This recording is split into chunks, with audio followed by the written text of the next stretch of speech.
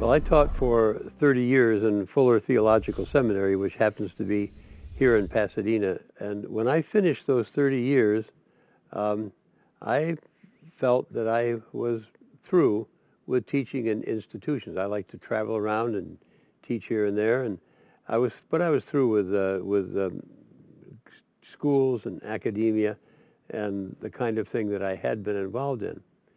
That was until in my house, in my living room, we had a birthday party for Chuck Pierce. Now, Chuck Pierce is one of the great leaders, a teacher in WLI, and he has a base in Texas, but he was in Colorado Springs where I live. And so we had a birthday party, which was an ordinary party. I mean, it was just the American thing, you know, you sit around, you talk for a while, you get a cake, you blow out the candles, paper plates, plastic forks, and just no hardly any frills. Give a gift, sing happy birthday.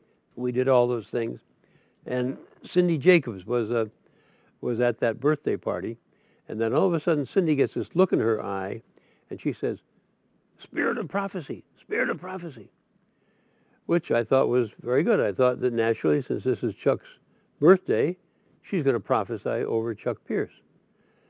That's not what it turned out. She said, "Peter, I have a word for you, for me." And then we had to look for a tape recorder. We didn't have one. We had to just finally got a tape. Everybody was excited. And Cindy starts prophesying, and here I am standing there listening and prophesying how I'm going to start this new school, how it's going to be international, students from all over, that the thing is going to blossom, is going to flourish, and that I'm starting this school. And that prophecy is entering my ears and just rolling off. I mean, that is not what I was looking for at all. So I did what you're supposed to do afterwards. I had the prophecy transcribed on paper, and the next morning in my prayer time, I prayed over it. Asked the Lord, what does this mean? Silence. He didn't say anything. So I got it the following morning. Prayed over it. Silence. The Lord said nothing to me. Then I got tired of praying. So I put the prophecy away in my prophetic journal. We have a journal of a couple hundred pages of prophecies.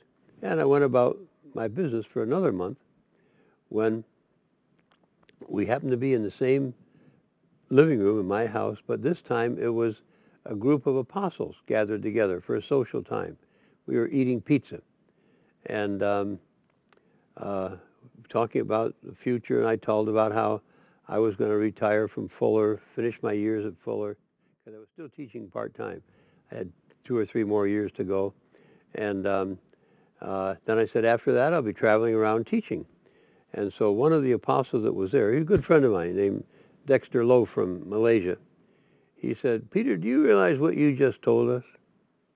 Do you realize that you told us that you're going to give the best years of your life to Fuller Seminary and give us what's left over?" And I looked at him and I said, "What you're saying is right, and I don't want to do that. So I'm going to resign from my full-time position in Fuller Seminary." I wrote the letter of resignation the next day. I had resigned from my post. The following morning, when I took a shower, I wasn't even thinking about it when I started the shower. The Lord started speaking to me about WLI. Before I finished that shower, I had the whole structure, the whole background for writing a prospectus of WLI. I knew exactly what he wanted. I got excited about it. First, I didn't want to do it. Then God put it in my heart. And so I sat down and wrote the first draft of the prospectus that day and designed WLI. And I ran WLI for many years, then turned it over to Cheon as the international chancellor. And here we are. We're in a wonderful place with WLI flourishing in many different parts of the world.